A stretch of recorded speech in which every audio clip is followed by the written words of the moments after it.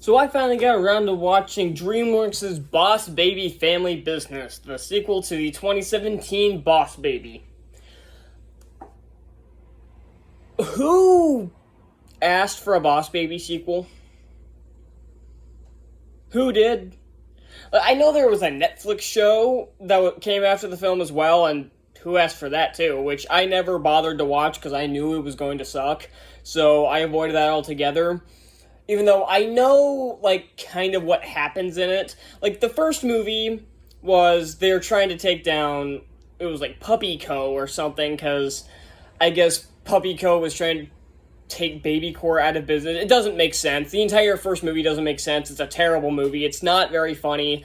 It's got some hit and miss voice acting, and actually the voice acting wasn't too bad, but the characters were bad.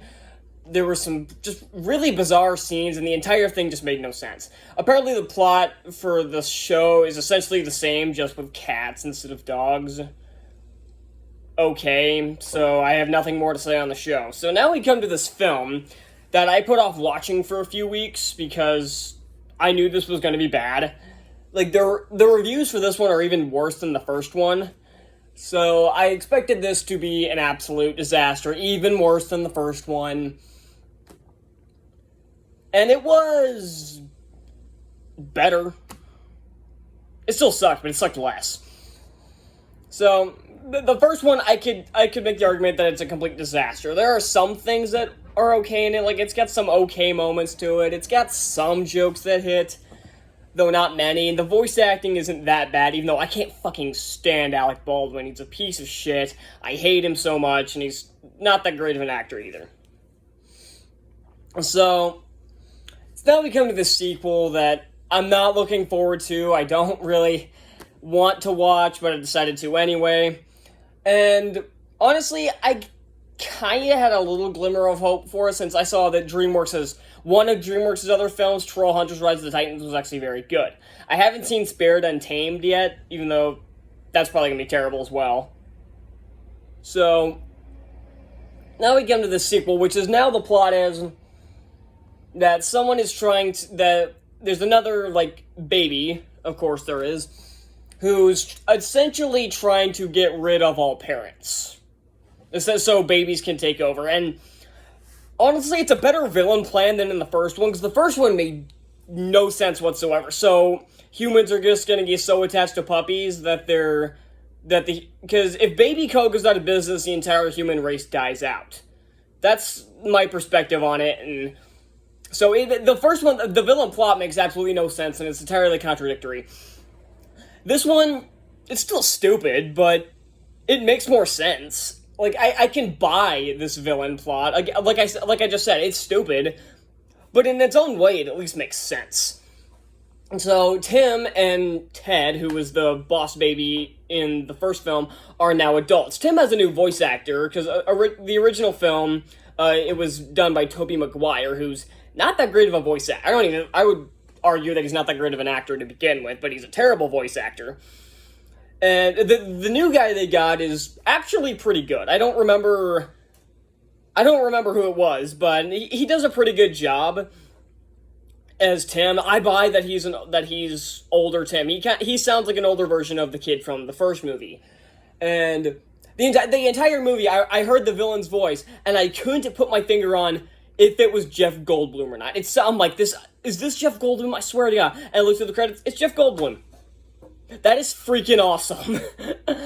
Jeff Goldblum, I feel like it's a lot of hate because he has a lot of bad movies under his belt and has not that great of performances in said bad movies. But when he's in a good film, he can give a good performance. He was good in Independence Day. He was good in Jurassic Park. He was freaking awesome in Thor Ragnarok. And honestly, he's kind of funny here. I'm not gonna lie, the jokes in this film, I'd say about 30% of them landed, which is more than the first one, actually.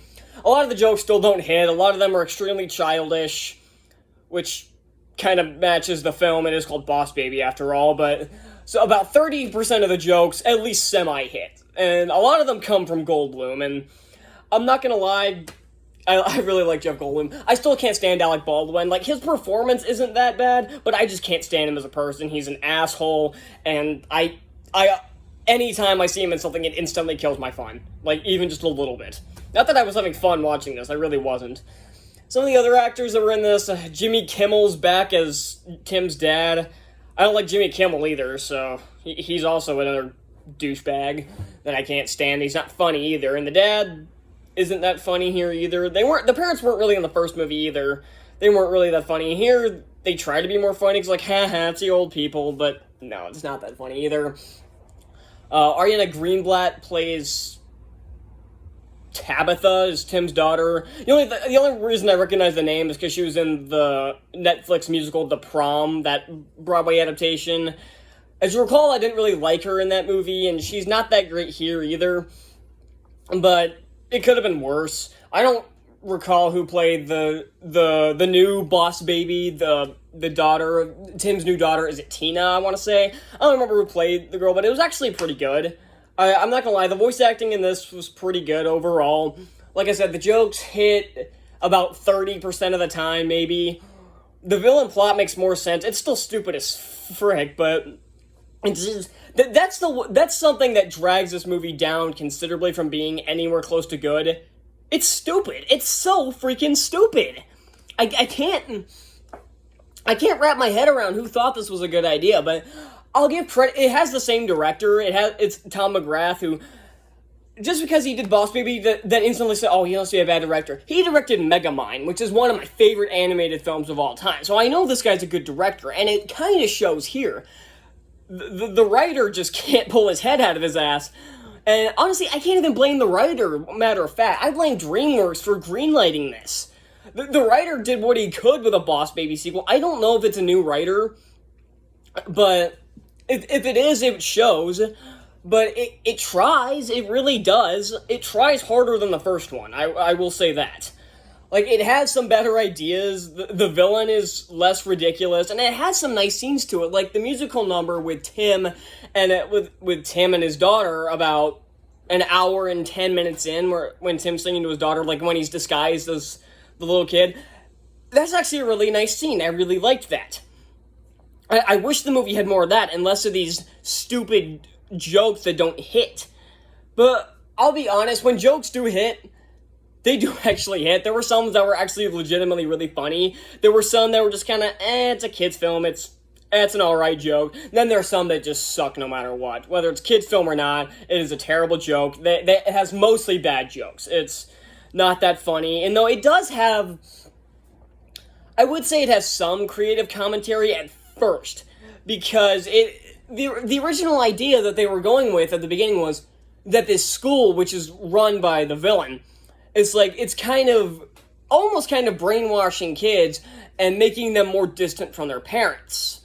And that's actually some interesting commentary, sort of, but they kind of just scrap it halfway through when the main plot ends up being the villain wants to get rid of all parents. Like, that kind of ties into what I was talking about, but then it shows that the daughter wasn't, like, growing apart from her father. She was just so different from her father that they were kind of growing apart, the same way Tim and Ted did. So they just kind of scrap anything interesting they had at first and just go the generic route. But, like, the daughter isn't that bad of a character. Like, the characters aren't that bad. They're just kind of, so, like, Tim, I think, is much improved over the first one. The first one, he's just really annoying and kind of a dick. Here, he's actually, you can tell he's just doing what is best for his family, and he's trying to get along with his brother again.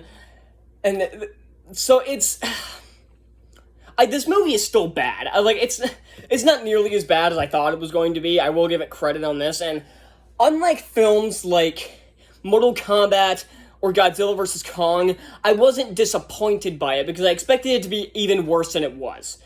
Godzilla vs. Kong, I know I gave a positive review to Godzilla vs. Kong, but that's out the window now. I reevaluated it, and it's bad. It's not, I gave it a fresh score. It was like a 3.3. I think that dropped an entire point now. I think it's like 2.3 or something, or maybe even lower, because it was so damn disappointing and was so boring.